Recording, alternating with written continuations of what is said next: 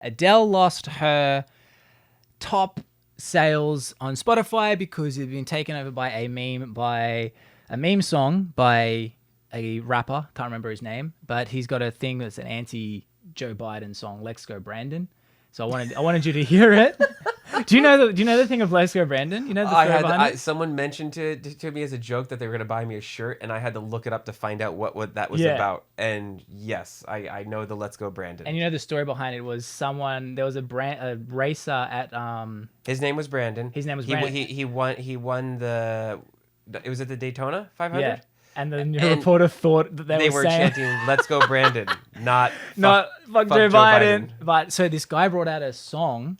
I watched the video, by the way, and I couldn't even understand what the hell they were saying. If you're in on it, everyone they're everywhere. Yeah. There's these "Let's go F Joe Biden's" everywhere, and now everyone just chants "Let's go Brandon."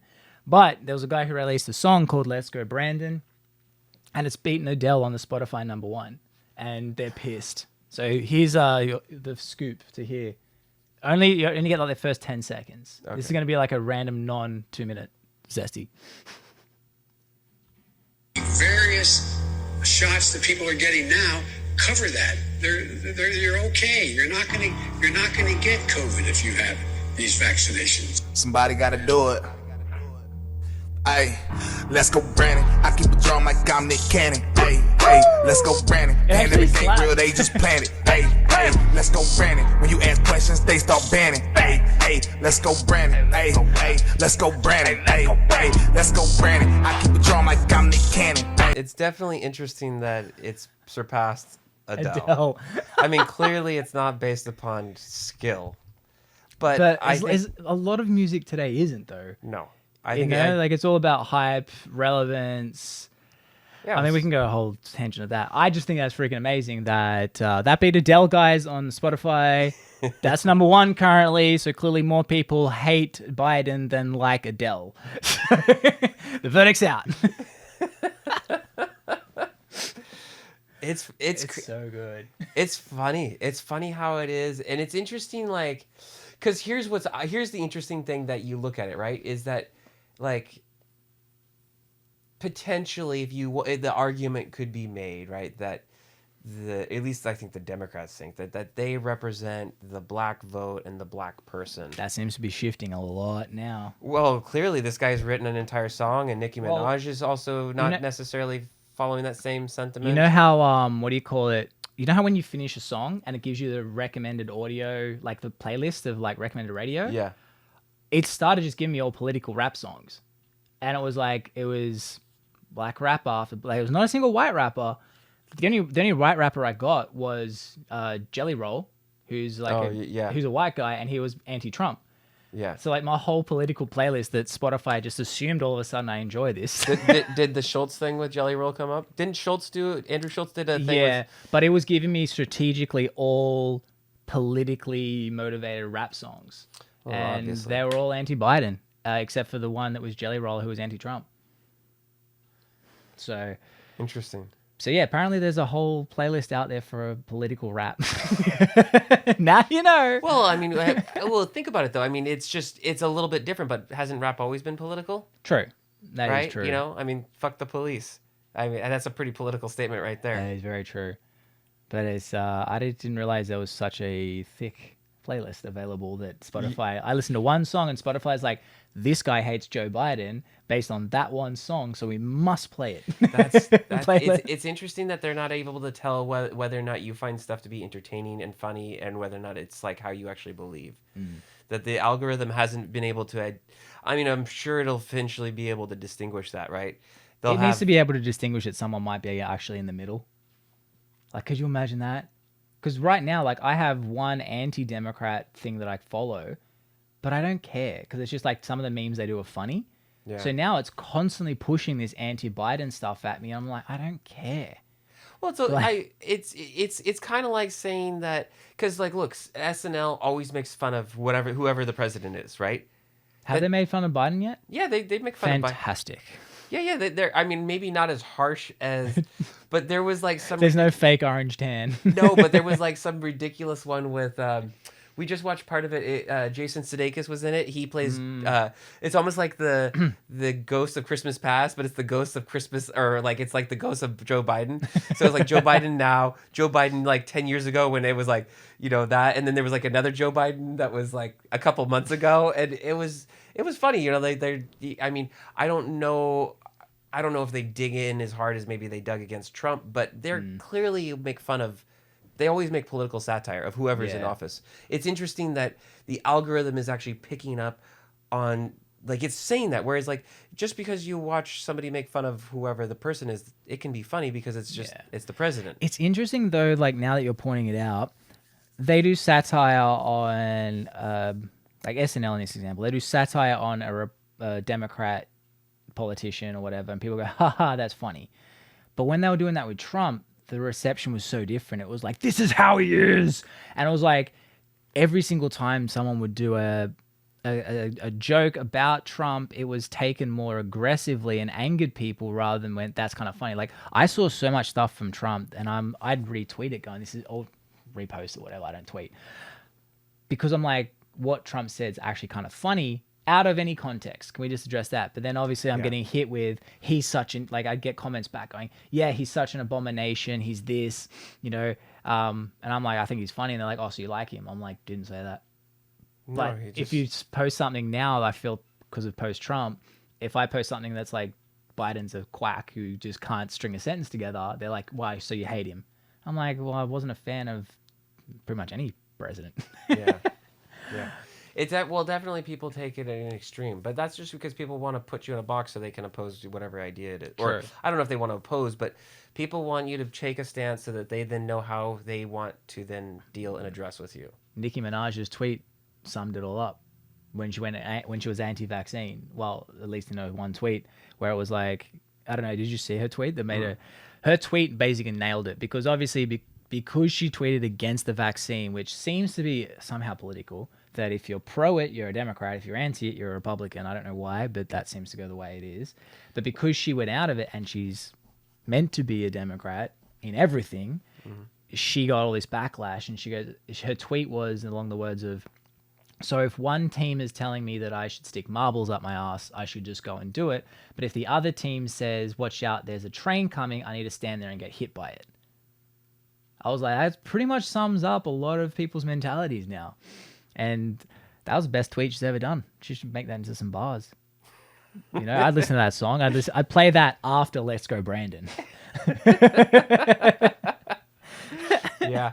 Well, I think what you say, and that sums up exactly what a lot of people is, and what you were just touching on is that, there's this idea that it's like, if you are this party or this party, then you have to believe everything down the line. You can't, you can't have a nuance to, you can't be like, well, I think that, I think that maybe we should, not build a wall, but maybe we should make sure that there's a legitimate way in which seems fair for people to immigrate into this country.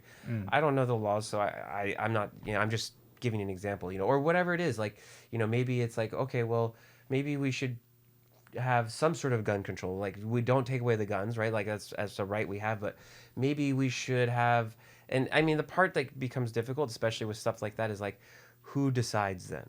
Right? Because as soon as you start saying, well, then someone decides, well, then you're giving somebody power and leverage over you, right? Yeah. Of what is considered to be a right or a freedom.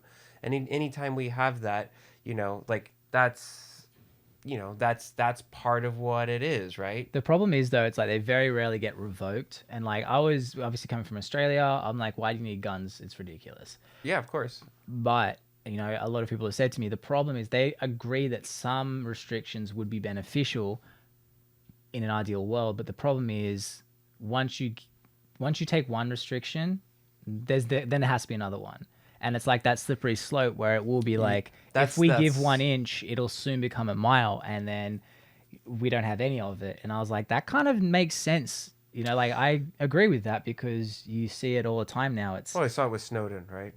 With the NSA, right? We gave the Patriot Act allowed them, and it's like, oh no, we're not going to use that, and then we find out that they're basically listening to everything and recording. 2 decades later. Yeah.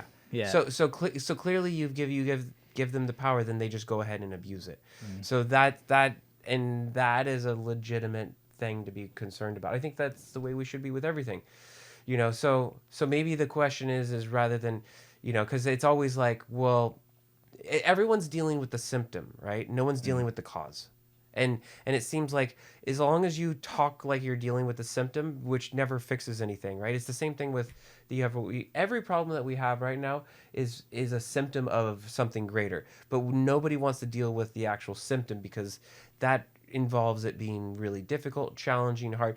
And you hear it all the time, right? You hear, like, we've talked about this a lot, like, I don't know if you saw the podcast with Rogan where he brought on the guy who wrote the book San Francisco. No, I haven't. I want to read this book. It makes me want to read it, but it's really interesting because basically this guy he was working for the government. He believed in trying to help homeless people, and then through the way things changed, he realized that, oh, we're not really making a difference here. Mm. And so he kind of, I guess, at least that's what I understood. Maybe he might be different in his own words, but what I understood was that he kind of felt like he was kind of like hitting his head against a brick wall, and then wanted to figure out how to do this differently. Then basically it sounded like he was invited or ended up going and spending some time in the Netherlands where he learned how they dealt with homeless. And that struck me interesting, how we so quickly always compare, oh, but it works in Netherlands. But yeah, here's an example of, it's like, it works in Netherlands, but we're not actually doing what they're doing. Yeah. Like, they're actually doing something and we're pretending like... Yeah. It's all about optics because have you seen The Wire? No, but I think you've told me about this. The Wire points into that. So you go through this massive 5 seasons of this show, and you see all of the so spoiler alert. You go through all these stories, and you see them arresting different people dying, different people, whatever, people getting out of being homeless, and junkies, and it shows you, it ties it all up in the end. Like, all these characters that you had followed through the series eventually got replaced with new people. So even though the faces changed, the problem stayed the same. And it's all to do with optics. And most people, like, there's one mayor who comes in and he wants to make an actual difference, and he doesn't care about being reelected until he's elected. And then he becomes just like every other previous mayor, where it's like, can we just shuffle the statistics here? Everything he vowed he would never do, and he doesn't even realize that he's become the very thing he swore he never would. It's almost like the systems is set in place to actually make that happen. Yeah. Like even if you go into it not thinking, and I actually kind of believe, like, I think that what's happened, and I've just different stuff you listen to, even just the way bills are passed and the way all the things that we've created and how elections happen, it's gotten so, it's interesting because you hear that and then you go, well, maybe the young people are right. Maybe it all needs to be torn down, to fix it. I don't think it'll fix it. I think we'll just repeat the same problem. Yeah, but like Lord of the Flies scenario, right? But it's like there needs, all of these systems are in place already, like the bureaucracy, so that it's like what we were talking about before, like earlier with guns. It's like, oh yeah, if you have what looks like a rifle but it has a brace instead of a stock, but other than that it looks the same. In one case it's a felony, in another case it's perfectly legal. Yeah. And it's an attempt at trying to make firearms more safe, and it's just, and like California, they make it so the magazines have less number. It's not high capacity, right? Because the idea is that, like, oh, well, we want to stop school shootings, or we want to stop shootings in general. It's always ironic that it's always like white kids, it seems like, to me, right? Like, it's, but it's the ones that haven't got real problems. Well, no, I'm being facetious. Yeah. I mean, they're. It seems like their problems aren't real, at least, to us or to people who've had more. But for them, whatever, maybe it's mental illness, they're suffering from. But we don't have. I guess what I'm saying is, like, it seems like these are all symptoms of situations, right? Like, rather than addressing, like, what it is that you need to change. Like, in this case, this guy was basically saying, like, to fix.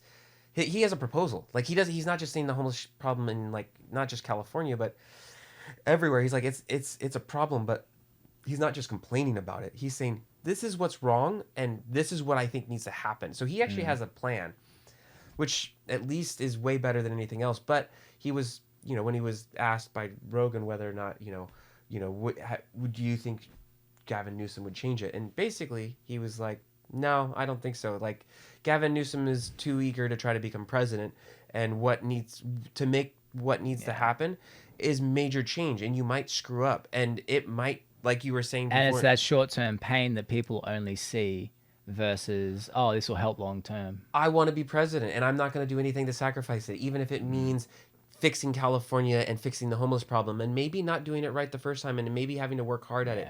It's like, oh, I'm going to take the easy way, because anything that's really hard to tackle, I don't want to do that. The problem is too is like, even like we talk about, like we the population talk about, everyone wants the politicians to change. Then they change, and then we get angry at them. You know what I mean? Like, because again, that situation, to fix that homeless scenario or to fix a major problem requires a huge discomfort. It's like when you break a leg or break a bone and it heals the wrong way. You have to re-break it. So when you re-break it, you're going to have people coming in going, see, you fucked it up. And it could be the very people who wanted that change to happen. And then now, because you're worried about getting elected out, you don't do that because you don't want the people hating you. It's that problem. It's like, you know, a dictator would be amazing if he was a altruistic, benevolent, amazing dictator would be the best thing for us. Unfortunately, very unlikely that's going to happen because you have to deal with all the bad people and like the massive opinions. Like there's that saying that Rogan says, he goes, anyone who wants to be president shouldn't be. Yeah. And it's so good. But we've run out of time. We're going to have to wrap this up. This is going to be an extended and unedited. Shippy guys, subscribe if you're still watching it. Peace.